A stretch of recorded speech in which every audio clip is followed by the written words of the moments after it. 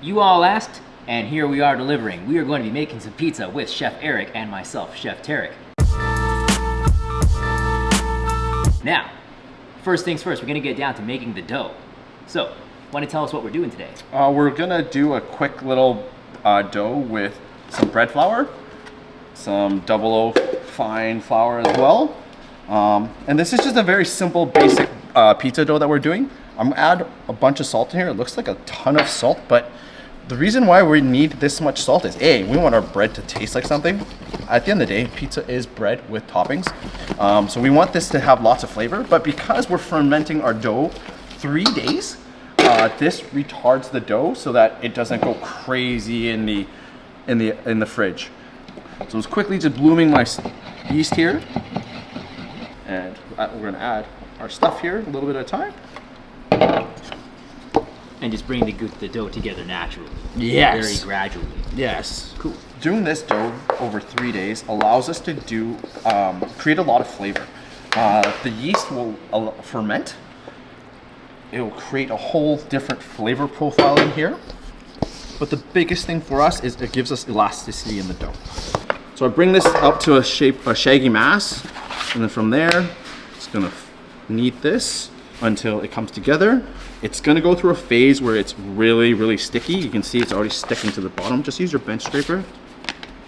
It comes together. And right now, what we're looking for, you can see it's nice and smooth. That's come together really nice. We're just going to transfer this guy into here, wrap that up, and go straight into the fridge. So, this is a dough I made yesterday.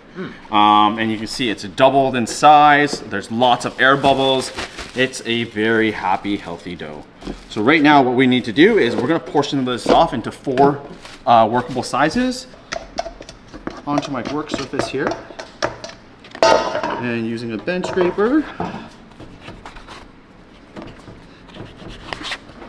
I'm going to portion to the size I need. Beautiful. You can see really nice tight balls. Perfect. What we're gonna do is I'm playing 2 cloves of garlic right there.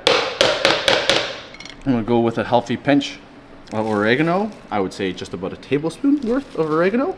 A little bit of sugar, a little bit of salt, and a liter of passata.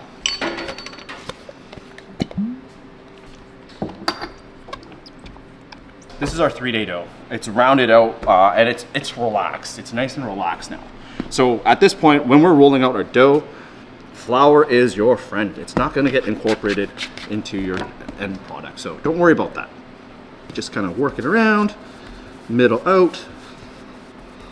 If you're really having a little bit of trouble with this, you know, bring it up vertical, let gravity do some work, right? And basically at the same time, I'm actually just forming the crust by grabbing the edges here. We're gonna get about a 12-inch pie out of this. And we're just gonna keep on rolling.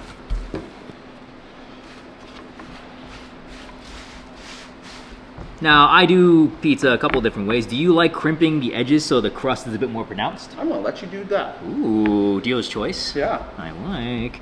So whenever I make pizza, I actually like to use a little bit of force just around the end so the crust is a little thicker. Because I don't know, I am a crust guy. I love crust. When people throw it away, honestly, makes me feel sad inside. Yeah, it does. It's a bummer. Our tomato sauce.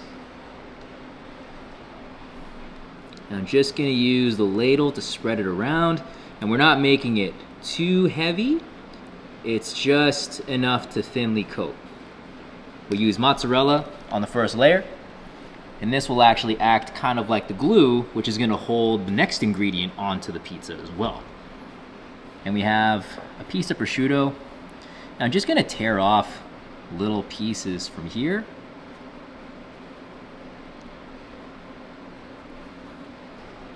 A little bit of Parmesan on top. Do you say Parmesan or Parmesan? I say Parmesan. No, classic. Can't even say it normally, you know what I mean? C'est classique, as they say. Yeah. And we go into the oven. All right, let's go. Off we go. We got our pizza stone. little flour helps this get off. And we're gonna put it in for 8 minutes.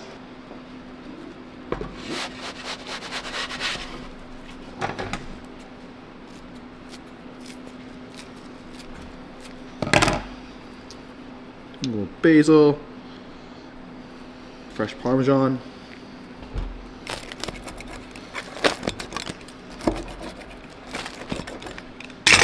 And that is a pizza paella.